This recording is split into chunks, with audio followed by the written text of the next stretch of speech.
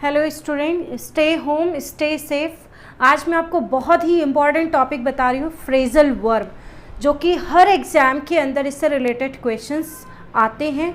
और सबसे पहले मैं बात करूँ व्हाट इज़ फ्रेजल वर्ब। तो फ्रेजल वर्ब बच्चों अच्छे से समझिएगा।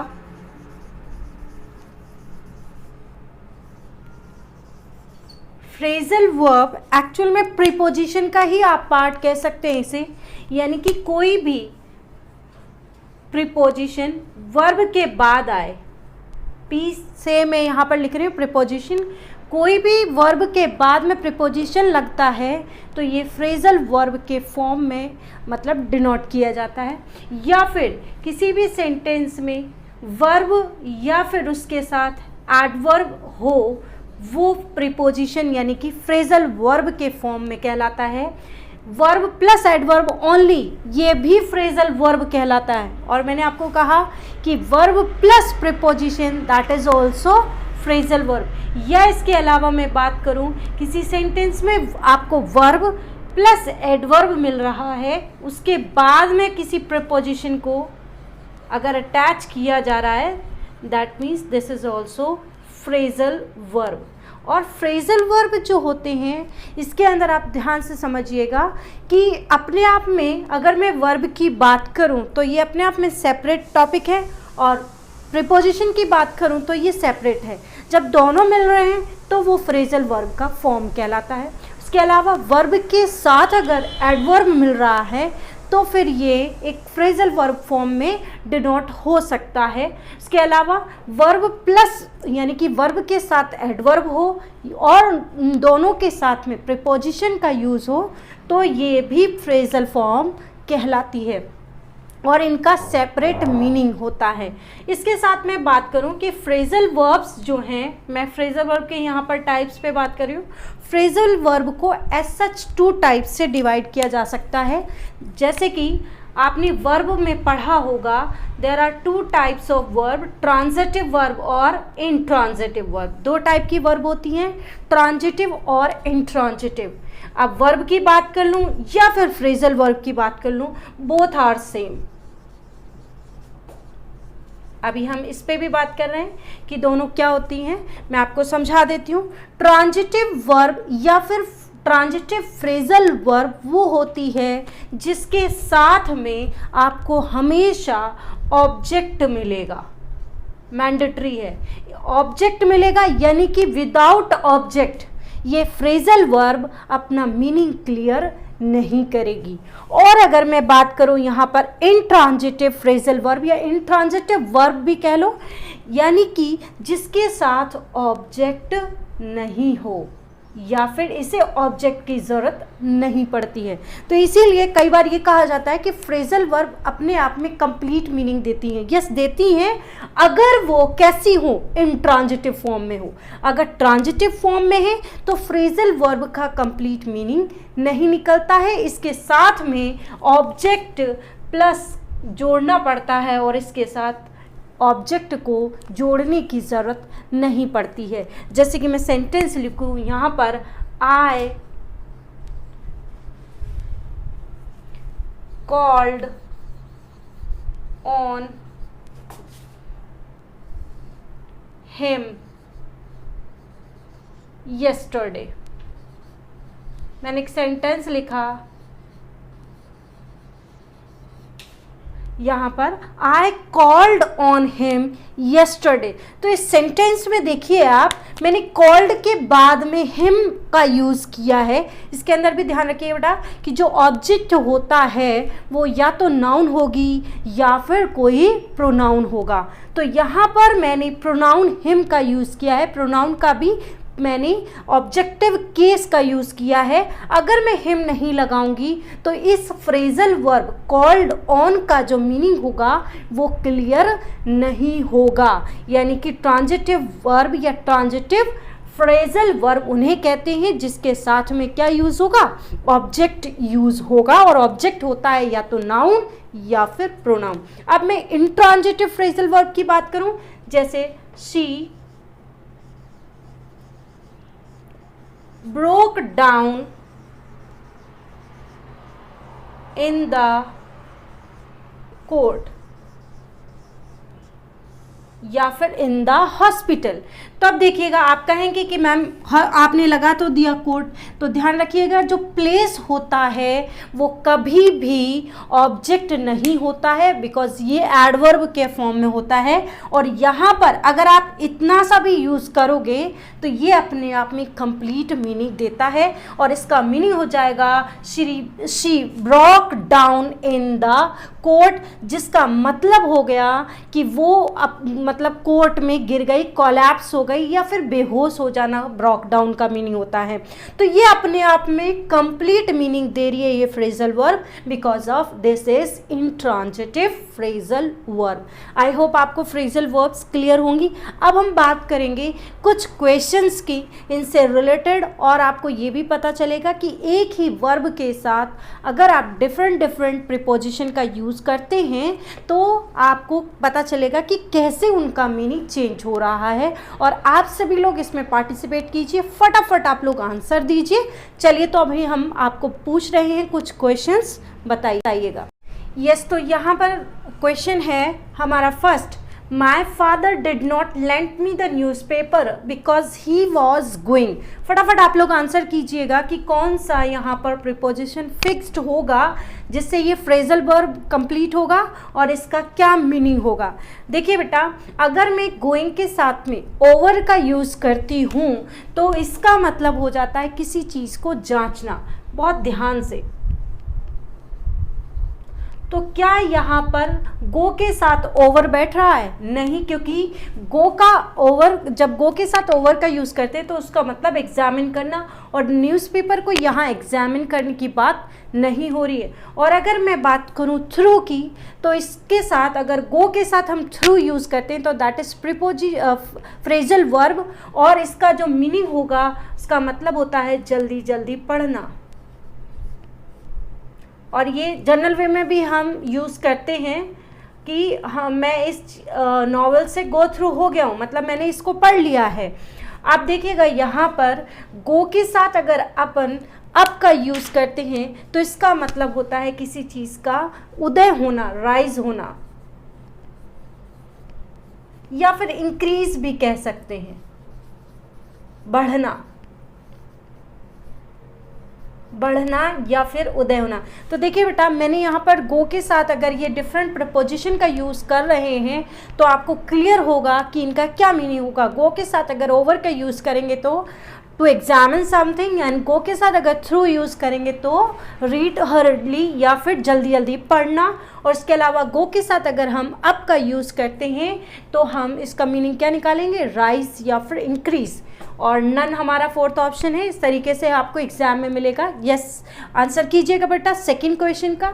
तो देख लेते हैं क्या है। For want of sufficient funds her new project, मतलब किस, for want of sufficient fund, मतलब सफिशिएंट का मतलब पर्याप्त जो फंड है उसकी आवश्यकता की वजह से, हर न्यू प्रोजेक्ट मतलब उसका जो नया प्रोजेक्ट था, इज़ लाइकली टू फॉल, मतलब कि क्या हो गया, फॉल के साथ अगर आउट लगाओगे तो क्या यानी कि मीनिंग यहाँ पर बैठेगा। देखिए बेटा, फॉल के साथ अगर आउट का यूज़ करते हो तो इसका मतलब होता है लड़ाई। फॉल आउट का मतलब to quarrel someone, to quarrel with anybody. तो आप क्वारल मीनिंग यहाँ पर देखेंगे, फॉल के साथ अगर आउट का यूज़ किया जाए, अगर फॉल के साथ थ्रू का यूज़ किया जाए तो इसका मतलब होता है कंप्लीटली किसी चीज़ में क्या होना, फेल होना। और अगर हम फॉल के साथ ऑफ का यूज़ करेंगे तो इसका मतलब होता है डिक्रीज समथिंग, कमी होना।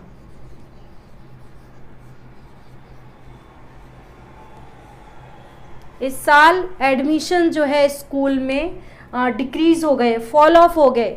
तो इस तरीके से फॉल के साथ जब हम ऑफ का यूज़ करेंगे तो डिक्रीज़ का यूज़ होगा। तो आपको क्लियर हो रहा होगा यहाँ पर appropriate answer according to second question हमारा बी होगा, और फोर्थ ऑप्शन हमारा था यहाँ पर नन। तो चलिए, दो मैंने आपको फ्रेजल वर्ब्स बताएंगे। अब हम नेक्स्ट और क्वेश्चंस देख लेते हैं फटाफट। यस, तो यहाँ पर क्वेश्चन है हमारा, how have you come blank such a beautiful dress.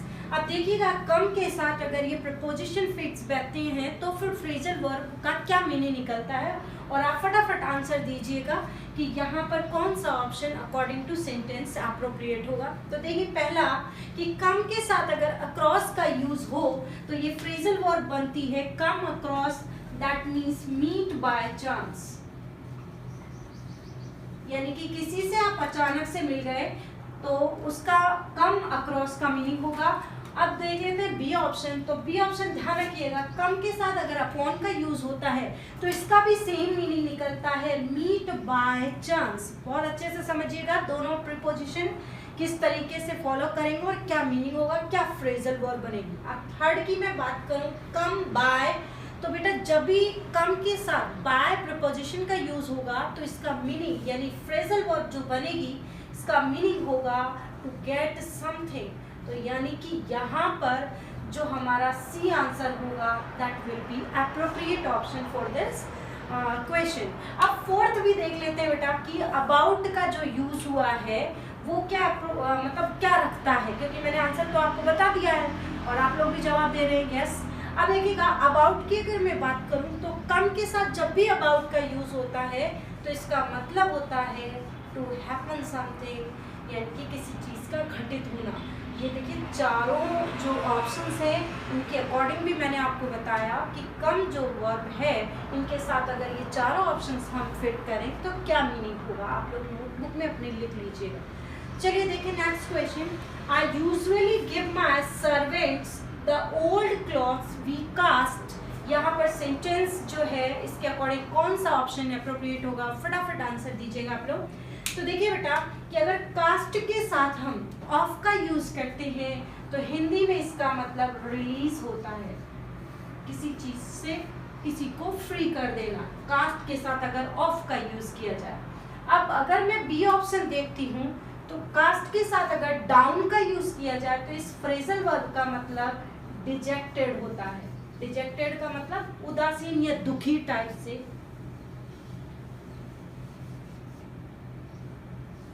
In this situation, lockdown के सिचुएशन में या फिर कोरोना वायरस कोविड-19 के सिचुएशन में सभी लोग कैसे हैं, cast down, because we all are dejected, हम सभी दुखी हैं।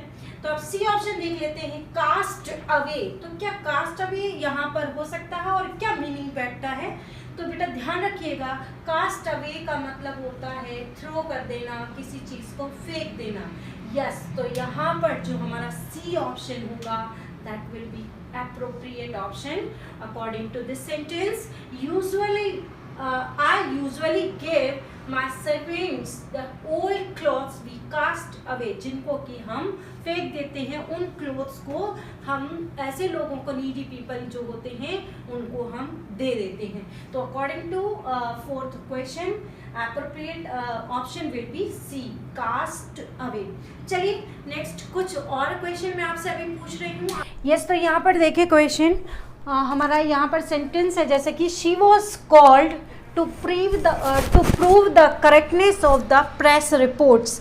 यहाँ पर हम देखें कि she was called to prove the correctness of the press report. अब इसमें कॉल के साथ अप का अगर मैं यूज़ करती हूँ तो जिसका मतलब होता है किसी को फ़ोन करना, टू टेलीफोन, फ़ोन करना, कि अगर हम कॉल के साथ अप लगाते हैं। अगर मैं कॉल के साथ ऑन का यूज़ करती हूँ तो इसका मतलब होता है किसी के पास जाना, गो एंड विजिट, किसी को जाके मिलना। अब देखिएगा कॉल के साथ अगर हम अपॉन का यूज़ करते हैं जिसका मतलब होता है किसी को अर्जी लगाना, टू अपील समथिंग, इसका मतलब हो जाएगा। तो यहाँ पर देखें अभी ऑप्शन क्या बैठ सकता है, और डी जो है हमारा नन, जो कि नहीं हो सकता। तो देखिएगा शी वॉज कॉल्ड, फोन करना का तो यहाँ पर प्रेस के अकॉर्डिंग है नहीं।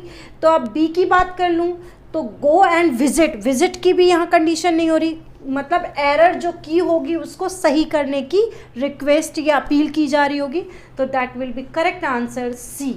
ओके, अब देख लेते हैं हम नेक्स्ट क्वेश्चन एक और। ध्यान रखिएगा बेटा कॉल, यहाँ पर तीनों अगर प्रीपोजिशन फिक्स हो रहे हैं तो जो फ्रेजल वर्ब बनेगी उसका क्या मीनिंग निकलेगा, बहुत ही अच्छे से आपको लर्न करना है, ध्यान रखना है।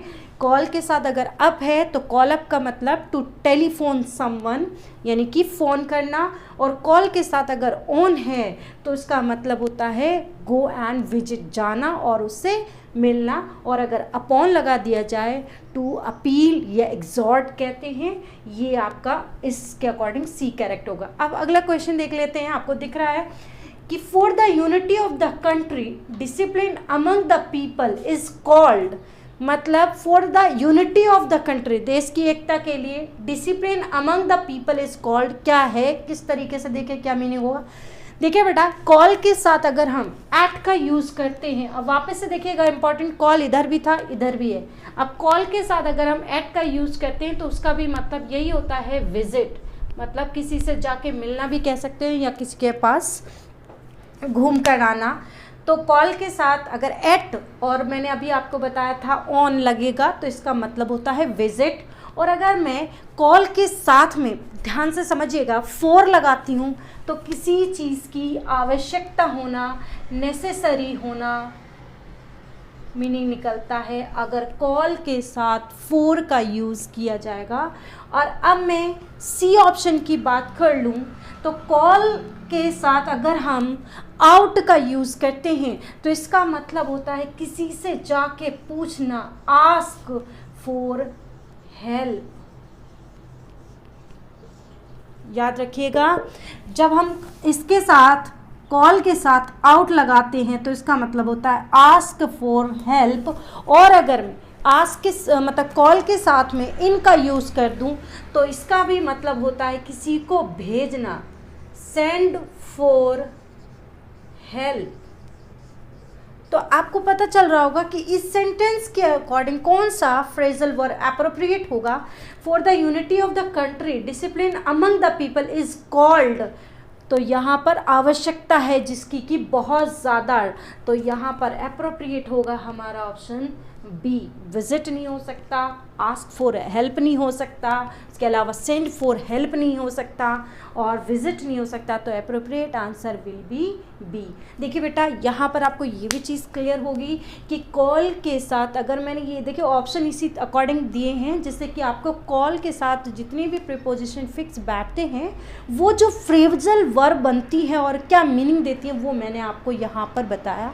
और आप ध्यान से वापस देख लीजिए, कॉल के साथ अगर अप है तो टू टेलीफोन, कॉल के साथ ऑन है गो एंड विजिट, कॉल के साथ अपॉन है अपील या एग्जॉर्ट, और यहाँ पर कॉल के साथ एट है तो कॉल के साथ जब एट लगता है तो किसी को क्या करना, विजिट करना। कॉल के साथ अगर फॉर है तो नेसेसरी आप कह सकते हैं, रिक्वायर, आवश्यक जो होता है रिक्वायर या नेसेसरी।